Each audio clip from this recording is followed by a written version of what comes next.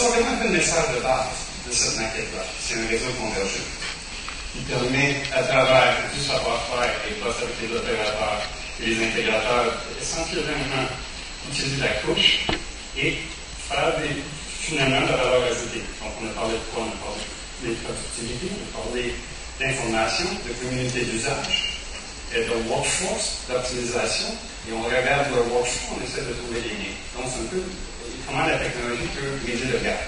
Et pour nous, la maquette, c'est pour ça que c'est important. On assume toujours que vous allez basculer sur un réseau convergé. Et en termes de vendeur, nous, la couche où on voit les éléments de transformation du réseau, où il faut optimiser les flots, l'accélérer, le prendre personnalisé, avancer que, c'est notre savoir-faire qu'on va continuer à développer. Et à travers les 2 prochaines journées, vous allez voir, vous allez être exposé à beaucoup de ces technologies-là. Et je vous encourage encore à rencontrer nos experts, à nous donner leur aide, et nous dire ce qui vous manque pour être avoir votre réussite personnelle. Ce qui est un peu intéressant au niveau du dialogue de la base, on va commencer à parler en termes de réseau comme une plateforme dans une notion de système. Il faut travailler avec nos partenaires pour créer ce système-là pour vous. Et là, il y a toutes les excuses pour rencontrer vos besoins. Donc, viens parler un peu comment tu vas finalement répondre aux besoins des clients.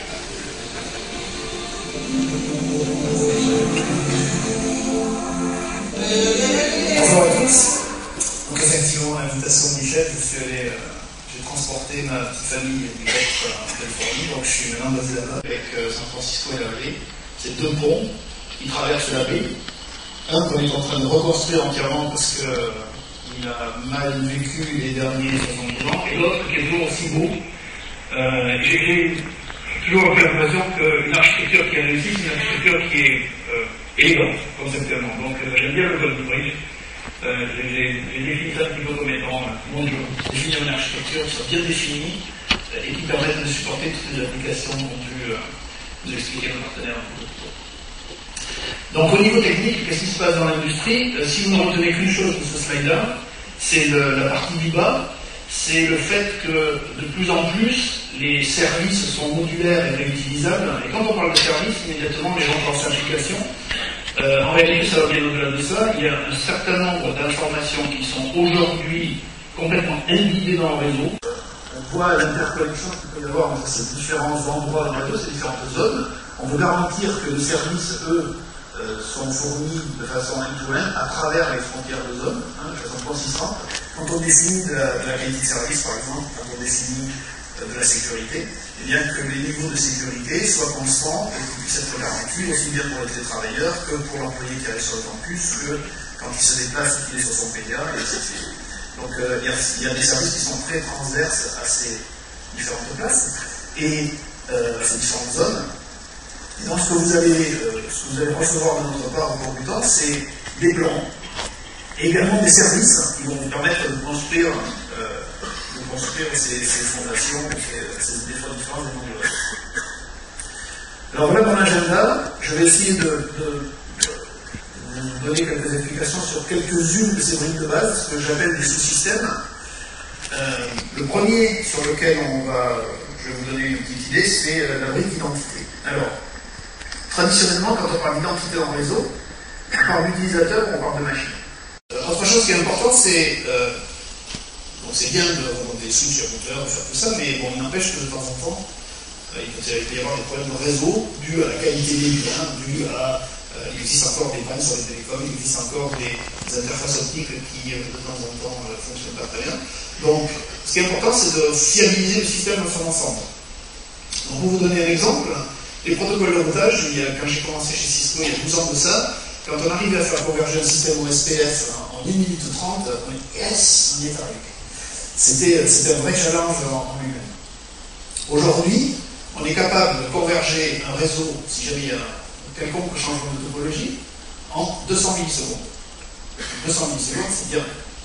200 millisecondes, ça ne permet pas de garder une session vidéo. C'est-à-dire qu'en général, le codec vidéo, le codec voix, 200 millisecondes, c'est limite. En général, l'appel, il va. Donc le challenge aujourd'hui, c'est d'arriver à 50 millisecondes. Et je peux vous donner une expérience sur les réseaux opérateurs. Donc c'est quelque chose qui n'est pas encore dans les entreprises, mais ça va venir. Sur le réseau de Comcast, qui est un réseau national des États-Unis, on a garanti un temps de convergence dans le réseau national, c'est-à-dire que n'importe quel lien qui casse dans le réseau, le temps de convergence global est de 55 millisecondes. On est passé d'une minute de 30 il y a 10 ans à 50 millisecondes. C'est plus l'idée de papa. Même chose pour les infrastructures multicast. On est passé de plusieurs dizaines de secondes à quelques centaines de millisecondes et on va aller encore au-delà.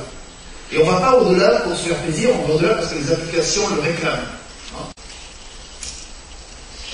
Autre aspect qui est important, donc une fois qu'on a construit les fondations, c'est la virtualisation. Ça, c'est quelque chose qu'on voit revenir de façon récurrente, à peu près dans tous les secteurs de l'industrie. La virtualisation, c'est important, et c'est important partout. Alors, il existe déjà des technologies, la virtualisation, c'est pas nouveau. Tout le monde connaît un DLS VPN, c'est quelque chose que les opérateurs ont déployé depuis déjà quelques années. Il nous fournit. Il y a un besoin pour étendre les technologies qui ont été utilisées jusqu'à maintenant pour fournir de l'isolation, ce qu'on appelle du pass isolation. Et ces technologies-là, on est en train de travailler. L'idée est la suivante. Aujourd'hui, quand on regarde des services de type Unified Communication, mais pas uniquement, c'est un exemple, ce sera probablement le premier, mais ce n'est pas le seul. Ce qui se passe, c'est que le réseau, en réalité, il fournit un service à ces applications, mais les applications le considèrent comme un nuage. Il y a assez peu d'interaction entre l'application et le réseau lui-même, en dehors du fait qu'il doit fournir un bon niveau de service de SLA, bon niveau de QoS, bon niveau de sécurité. Une fois que ce niveau de sécurité de QoS et le SLA est garanti, l'application elle a assez peu d'échanges avec le réseau. Donc ce qui se passe, c'est que si on prend l'exemple de grands réseaux d'entreprises, dans ce cas-là c'est le nôtre, où on a des services de téléphonie sur IP par exemple, ou de téléprésence, en réalité il y a une configuration qui est relativement statique de ces éléments. Chacun des co-managers ou des clusters, comme à San José, doit savoir que pour router le trafic, si je fais un numéro qui correspond à un préfixe de Londres, eh bien le trafic doit être envoyé à Londres, en l'occurrence. Et ça, c'est une configuration qui est relativement statique. Et les systèmes de backup sont relativement statiques, donc il y a beaucoup de configurations, et ça travaille dans des modes overlay. Le réseau qui est en dessous, à la limite, on s'en rend compte plus.